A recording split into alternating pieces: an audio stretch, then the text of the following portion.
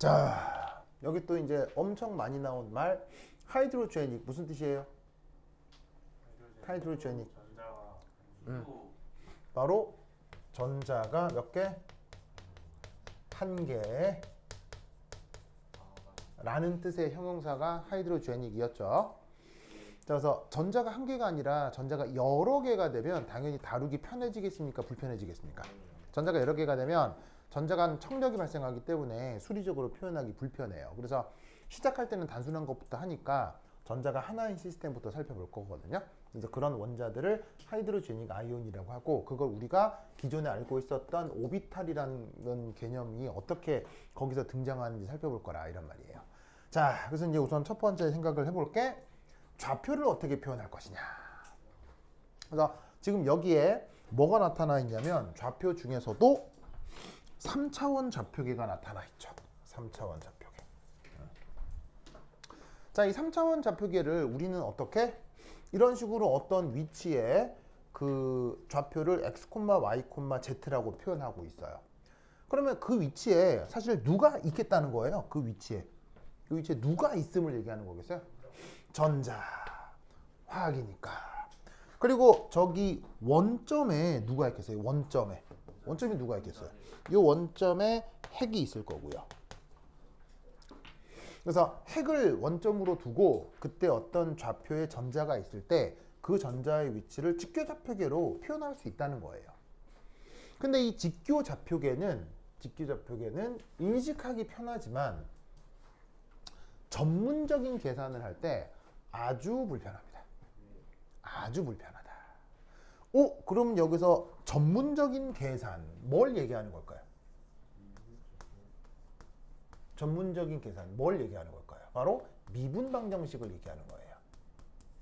그리고 중적분을 얘기하는 거예요. 이런 거 할 때 굉장히 불편합니다. 저 직교좌표계는. 그래서 그냥 여기에 내가 그냥 매우 불편하다라고 쓰여 있는데, 그 영어로 된 책을 찾으면 저 매우 불편함을 뭐라고 표현하게요? 트럼프라고 표현합니다. 트럼프요? 네, 트럼프요. 지금 미국 대통령 트럼프. 지금 그 미국 대통령 도널드 트럼프를 지금 전 세계 사람들이 뭐라고 그 비유합니까? 뭐라고 얘기합니까? 뭐라고요? 지금 트럼프 대통령을 전 세계 사람들이 뭐라고 얘기합니까? 트럼프요. 바로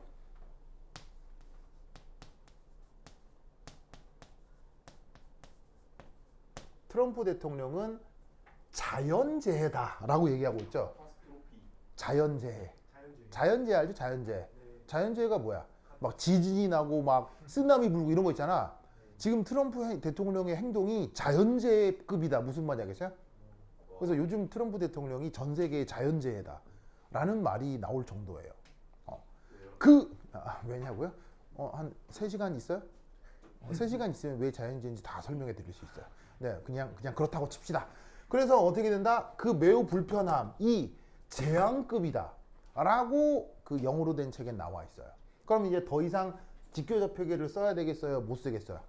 못 쓰겠죠? 그래서 그 직교좌표계를 뭐로 변환을 하느냐? 바로 폴라 코디네이트. 우리말 번역? 극좌표계. 그래서 여러분 수학 시간에 극좌표계 배우나요? 여러분들? 네. 배웠어요? 오, 좋아. 그래서 극좌표계로 이게 여러 가지 것들을 표현할 수 있는데, 그때 그 극좌표계를 구성하는 요소 바로 요 3가지. 자, 동일한 위치를 표현하는 데 있어서 첫 번째 방법, 원점에서부터의 거리, 그거를 R로 표현하겠습니다. 자, 그러면 3차원에 있는 모든 점을 표현하고 싶다면 이 R을 정의역을 어떻게 잡아주면 3차원의 모든 점을 표현할 수 있겠어요? 바로 그냥 0보다 크다 이러면 되겠죠. 무슨 말 되겠어요? 0보다 크다 이러면 되겠죠. 그럼 모든 거리를 다 표현할 수 있으니까요.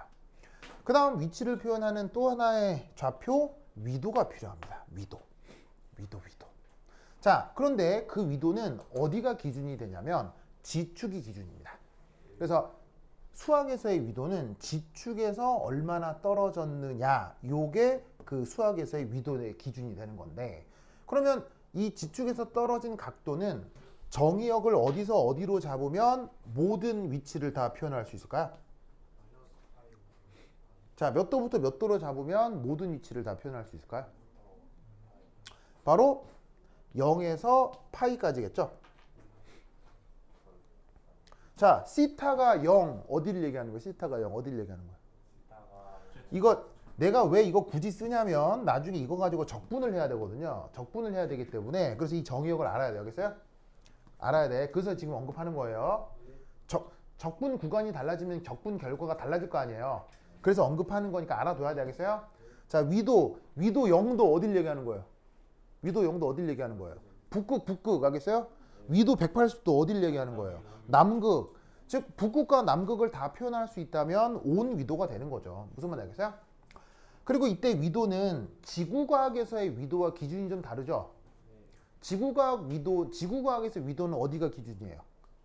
적도가 0도고 북극을 어떻게 표현해요? 플러스 90도, 남극은 마이너스 90도로 표현하잖아요. 근데 수학에서의 위도는 북극이 기준이에요. 알겠죠? 북극으로부터 0도에서 180도까지 이렇게 규정을 하는 겁니다. 그 다음 마지막 하나 경도가 필요한데, 자, 경도는 어떻게? 내가 표현하고 싶은 좌표가 있을 건데 그것을 XY 평면에 정사형을 시킵니다. 아시겠죠? 그럼 정사형을 시킨다고 했을 때 원점으로부터의 직선이 있겠죠. 그 직선에 해당하는 X축으로부터의 각도, 요거를 위도로 정합니다. 마치 지구과학에서 그리니치 천문대를 중심으로 이렇게 경도를 정하는 것처럼 수학에서는 X축을 기준으로 떨어진 각도를 경도로 정하는 거예요. 알겠죠? 그러면 이 경도는 어디서 어디까지로 정하면 모든 점들을 표현할 수 있을까요? 모든 위치를 표현할 수 있을까요? 바로 경도는 0에서 2파이까지입니다. 그러면 이 세 가지 조건으로 표현을 하면 3차원에 있는 모든 점들을 표현할 수 있다라는 거 꼭 기억해 두시기 바랍니다. 오케이, 됐다. 그 다음, 그러면 간단한 기하학을 활용하면 요 XYZ 직교좌표계하고 R 시타 파이의 극좌표계가 요런 수리적 관계가 있다라는 걸 알 수 있죠?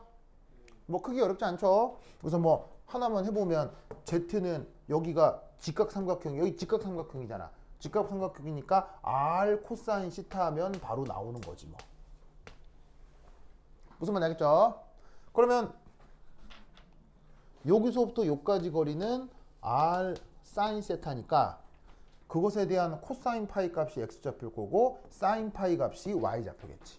그래서 크게 어렵지 않은 간단한 기하학을 적용하면 금방 판단할 수 있어요. 알겠죠? 그러면 이거 어디 써먹느냐? 원래는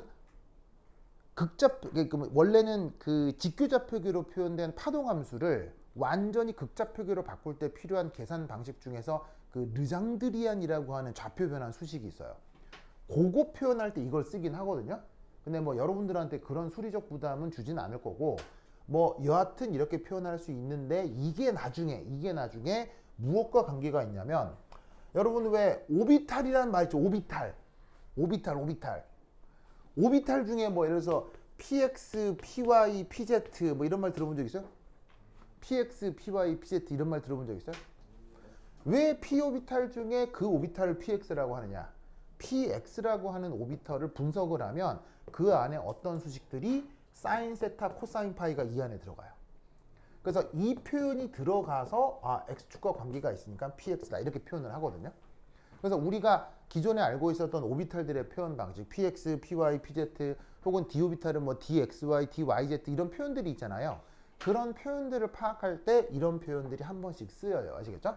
그래서 뭐 그 얘기는 뒤에서 한번 해보도록 하고, 자, 그 다음에 저 좌표 변환에서부터 누구의 표현도 바뀌냐면 바로 최적소 표현도 바뀝니다. 최적소 표현. 자, 최적소 표현이 누구였어요? d타우였죠?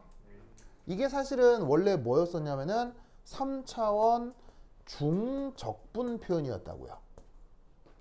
그래서 X축에 대해서 적분해라, Y에 대해서 적분해라, Z축에 적분해라 그런 기호였는데, 여러분 그 물리학자들은 적분을 요런 표현들이 나올 때 적분 기호라고 생각하지 않고 dx, dy, dz가 하나의 거리 변화라고 생각하죠. 물리학자들은.